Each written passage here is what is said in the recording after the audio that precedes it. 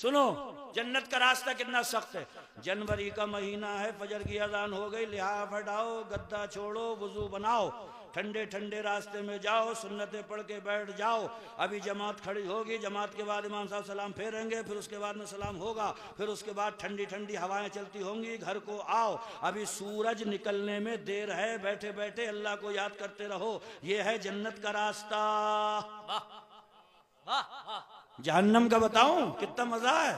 थोड़ा सा लिहाफ हटाओ और कहो वो बड़ा कोरा हुआ है। ये काहे का रास्ता है? काहे का है? जहन्नम का।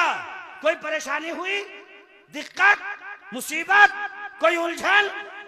अस्सलाम वालेकुम वरहमतुल्लाहि ताला वबरकातुहू। कैसे हैं नाजरीन? अल्लाह आपको खुश रखे, शादो आबाद रखे। देखिए वीडियो आपने देख ली होगी, हजरत हैं बड़ा शानदार आप बयान फरमा रहे हैं और लोगों की गलतियों की इस्लाह यहां पर कर रहे हैं। आपने बताने की कोशिश की है कि जन्नत का रास्ता और दोज़ख का रास्ता।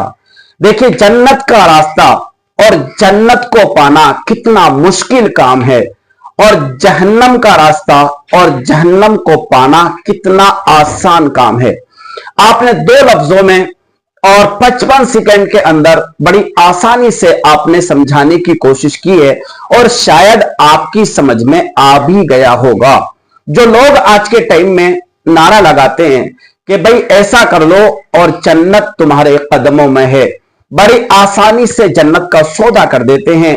बड़े बड़े पीर साहब, बड़े बड़े उलमा, बड़े बड़े मुफ्तियाने किराम, बड़े बड़े और चाहने वाले उनकी बारगाहों में जाते हैं और बस पीरी मुरीदी में उनको जन्नतें बांटी जा रही होती हैं, तकसीम की जा रही होती हैं। जबकि जन्नत का रास्ता हकीकत में वो रास्ता है जो तुम्हें आसानी से उस पर चला नहीं जा सकता। उसके लिए तुम्हें ढेर सारी परेशानियों का सामना करना पड़ेगा। हजरत ने बड़े प्यारे अंदाज में आपको समझा दिया कि अगर जन्नत चाहते हो, जन्नत के रास्ते पर चलना चाहते हो, तो सुबह जब आपकी आंख खुले फजर की नमाज के लिए, और वो भी कब?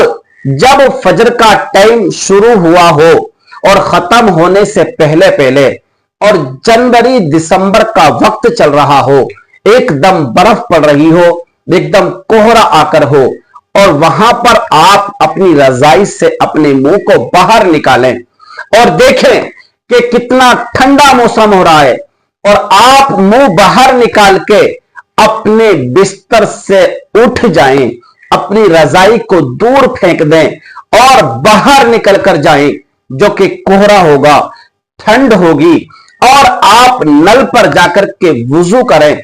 वुजू करने के बाद आप नमाज फज्र को बाजमात अदा करने की कोशिश करें। उसके बाद घर आए, तब आपको महसूस होगा कि जन्नत का रास्ता आसान नहीं है, जन्नत का रास्ता बड़ा मुश्किल रास्ता है। जन्नत का रास्ता यूं ही आसानी से नहीं चला जा सकता, नहीं तय किया जा सकता। और जहन्नम का रास्ता कितना आसान रास्ता है। देखिए आपको यहां पर बताया है, हजरत ने बड़े अच्छे अंदाज में बताने की कोशिश की है कि आप रजाई से अपना मुंह निकालिए और फजर के वक्त में, और मुंह निकालने के बाद देखिए कि कोहरा आया हुआ है, सर्दी का मौसम है, टेम्परेचर माइनस में चल रहा है, और बस आप देखिए और बड़ी ठंड लग रही है। इस तरह के जुमले अदा करके फिर अपने मुंह को ढक लीजिए और बस यूं ही फजर का नमाज का वक्त गुजार दीजिए। और यह है जहन्नम का रास्ता। आपने देख लिया होगा कितना आसान जहन्नम का रास्ता है और कितना मुश्किल, कितना कठिन, कितना सख्त ये जन्नत का रास्ता है।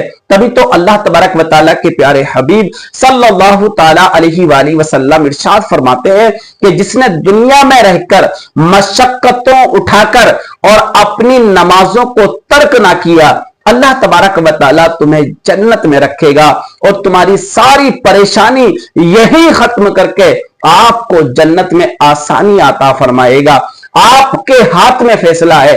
आप चाहो तो जन्नत दुनिया में बना लो और आप चाहो तो जन्नत आखिरत में ले लो। मेरे प्यारे इस्लामी भाइयों, देखिए ये हमारी जिंदगी का मसला है।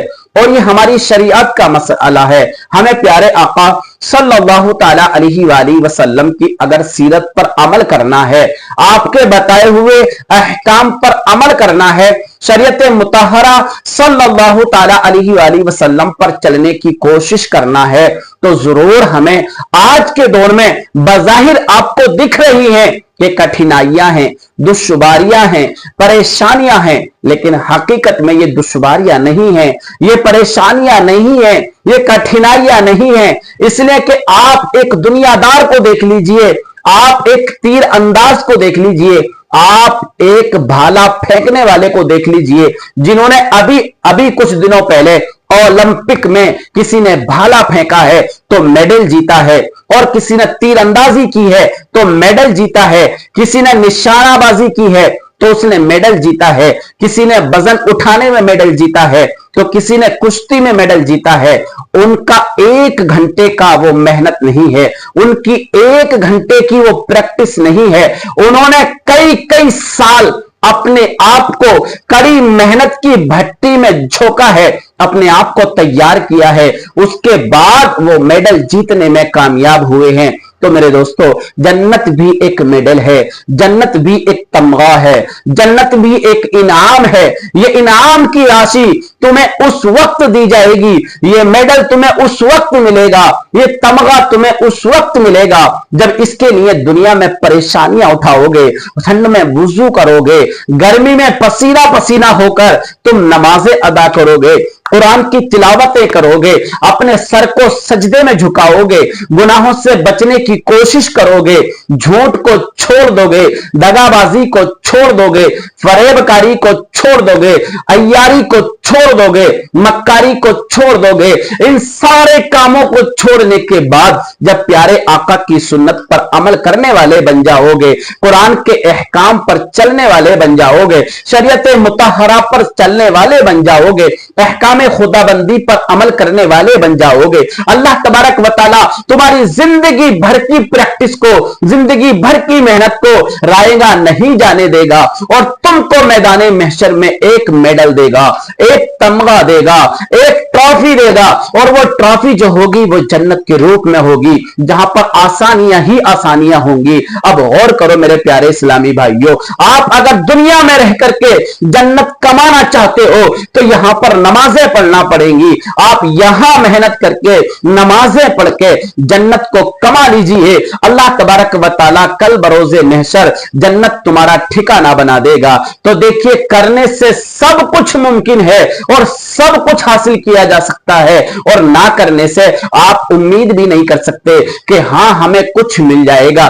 ویسے تو اللہ تبارک و تعالی ہے 70 ماؤں سے زیادہ محبت کرنے والا ہے, وہ چاہے تو سب کچھ عطا کر دے, لیکن آپ کو بھی تو یہاں پر کر کے دکھانا پڑے گا. اے رب قدیر, میں تیرے احکام پر عمل کرتا ہوں, اے پیارے حبیب میں تمہاری شریعت پر عمل کرتا ہوں, تمہارے قرآن پاک پر عمل کرتا ہوں, تمہاری نمازوں کو پابندی سے ادا کرتا ہوں, تمہاری آنکھوں کو ٹھنڈک پہنچاتا ہوں. جب ان سارے کاموں کو کرنے والے بن جاؤ گے تو پیارے آقا تمہارا ہاتھ پکڑ کر رب کی بارگاہ میں فریاد کر دیں گے, اے پیارے رب, اے ہمارے عالمین, اے رب العالمین, اے ہمیں پالنے والے, اے ہمیں دیکھ ریکھ کرنے والے, اے ہماری پرورش کرنے والے, اے ہمیں پیدا کرنے والے, یہ میرا خادم ہے, میرا غلام ہے, میرا ادنا امتی ہے. اے رب قدیر, اس کو تجھ سے بڑی امیدیں تھی, اس سے جتنا بھی ہوا اپنا کام اس نے پابندی سے کیا ہے, اپنی مزدوریاں اس نے پابندی سے کی ہیں. اے اللہ پاک, تو اس کی مزدوری عطا کر دے,